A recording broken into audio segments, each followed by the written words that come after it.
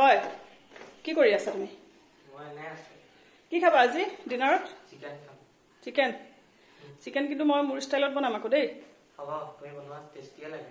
হ'ব ঠিক আছে তেন্তে। নমস্কাৰ জনাইছো সকলোকে আৰু মোৰ নতুন এটা ভিডিঅ'লে আপোনালোক সকলোকে স্বাগতম জনাইছো। লৰাই চিকেন খাম বুলি কৈছে, এতিয়া তাকে মই চিকেনৰ ৰেচিপি এটা বনাবলৈ লৈছো, আপোনালোককো দেখুৱাম, চাই থাকিব। এইখিনি লোকেল চিকেন মই আদা নহৰু জালুকৰ পেষ্ট দি পেলাই মেৰিনেট কৰি থৈছিলো দুপৰীয়াতে। সদায় যেনেকৈ বনাই থাকোঁ তেনেকৈ নবনাওঁ, আজি অলপ বেলেগ ধৰণে বনাম। আৰু ঘৰতে থকা শাক পাত বিভিন্ন ধৰণৰ শাক পাত দি পেলাই চিকেনখিনি বনাম বুলি ভাবিছোঁ।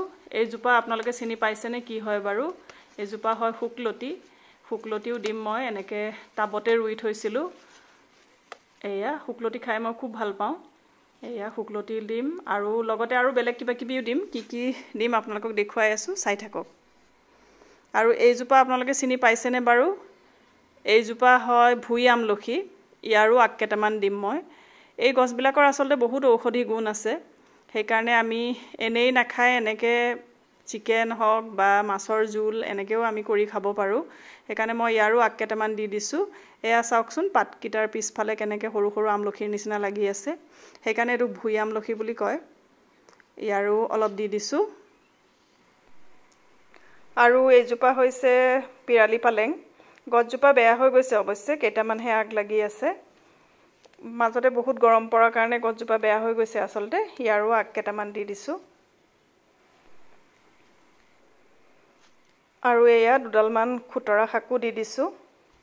যি আছে মানে সকলো দিছোঁ আৰু।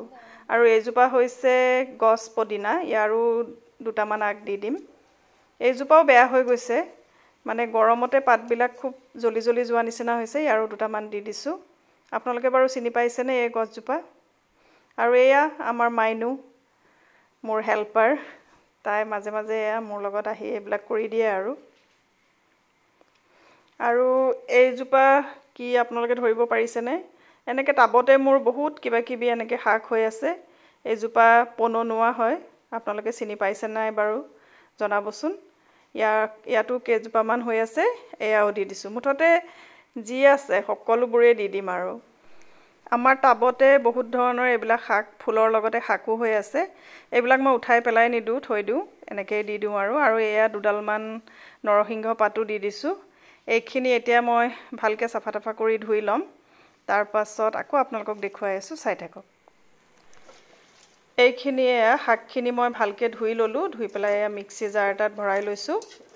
আৰু ইয়াতে এতিয়া মই অকণমান আদা নহৰু দিছোঁ আৰু লগতে কেইটামান জালুকো দি দিছোঁ। এয়া বৰ বেছি দিয়া নাই, কাৰণ মাংসখিনিত মই মেৰিনেট কৰি থওঁতে আদা নহৰু জালুক দি থোৱা আছে।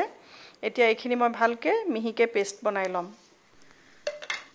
এইখিনি চাওক, খুব ধুনীয়া মিহি পেষ্ট এটা হৈছে। ইচ্ছা কৰিলে এইখিনি আপোনালোকে চেকিও ল'ব পাৰে। মই আজি চেকি নলওঁ, কাৰণ পাতখিনি কুমলীয়া আছিলে, সেইকাৰণে আজি এনেকৈয়ে দিম। আৰু এইফালে এয়া কেৰাহী গৰম হৈ গৈছে। ইয়াতে মই অলপ মিঠাতেল দি দিছোঁ আৰু প্ৰথমতে মই আলু কেইপিচমান ফ্ৰাই কৰি ল'ম।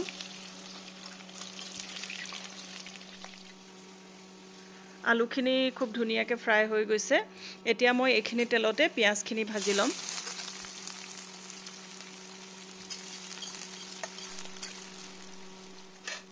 পিঁয়াজখিনি এয়া ৰঙচুৱা হৈ যোৱাৰ পাছত মই ইয়াতে চিকেনখিনি এতিয়া দি দিছোঁ। লগতে হালধি আৰু জোখমতে নিমখ দি দিছোঁ। আৰু এতিয়া মই এইখিনি ভালকৈ ভাজি ল'ম। আৰু মই কোনো ধৰণৰ মছলা ইউজ নকৰোঁ আৰু। এতিয়া এইখিনি মই ভাজি থাকিম। অলপ সময় চিকেনখিনি ভাজি হোৱাৰ পিছত এতিয়া মই ইয়াতে এটা বিলাহী কাটি পেলাই দি দিছোঁ। বিলাহীখিনি একদম গলি নোযোৱালৈকে মই এতিয়া আকৌ চিকেনখিনি ভাজি থাকিম। আৰু এয়া চাওক, চিকেনখিনি মোৰ ভজা হৈ গৈছে আৰু বিলাহীখিনিও খুব ধুনীয়াকৈ গলি গৈছে আৰু তেলখিনি ওলাই আহিছে ওপৰলৈ। আৰু এইটো সময়তে মই এতিয়া ইয়াতে পেষ্টখিনি দি দিম। এইখিনি এতিয়া মই ভালকৈ লৰাই দিছোঁ। তাৰপাছত মই এতিয়া এইখিনিও ভালকৈ আকৌ ভাজি ল'ম। পেষ্টখিনি ভালকৈ ভজা হ'ব লাগিব। তেলখিনি ওপৰলৈ ওলাই নোযোৱালৈকে ভাজি থাকিম। এয়া চাওক, ভাজি আছোঁ। এতিয়া আৰু অকণমান সময় ভাজিব লাগিব। এয়া চাওক তেলখিনি ওলাই গৈছে আৰু মই ইয়াতে এতিয়া ভাজি থোৱা আলু দি দিছোঁ আৰু নাভাজো আৰু কাৰণ আলুখিনিও ভাজিয়ে থৈছোঁ ফ্ৰাই কৰি সেইকাৰণে এতিয়া মই ইয়াতে গৰম পানী দি দিছোঁ একেবাৰতে বহুত পানী দি নিদিওঁ অলপ অলপকৈ দিম মই দুবাৰ তিনিবাৰমান দি মাংসখিনি সিজালৈকে ৰাখিম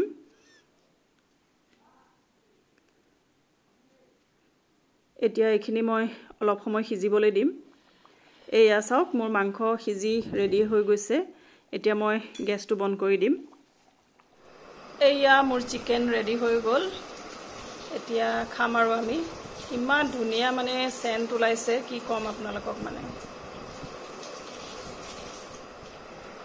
এইফালে এয়া লয় বহিছে খাবলৈ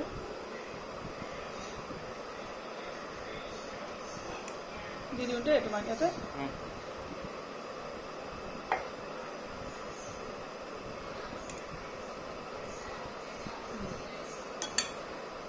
খাই চোৱাচোন চাবা গৰম লাহে লাহে কি হ'ল চিকেনটো খাই চোৱা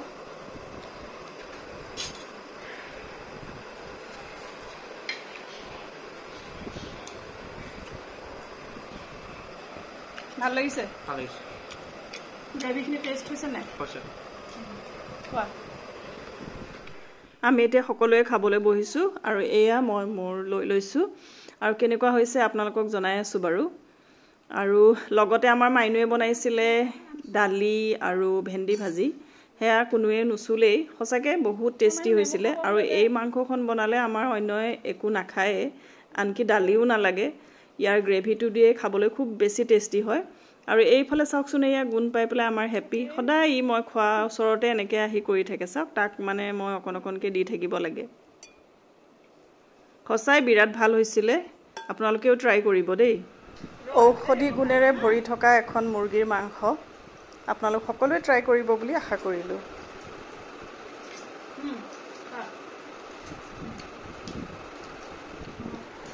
ভাত পানী খাই হৈ গ'ল এতিয়া এয়া তামোল অকণমান খাওঁ আপোনালোকে কোনে তামোল খাই ক'বচোন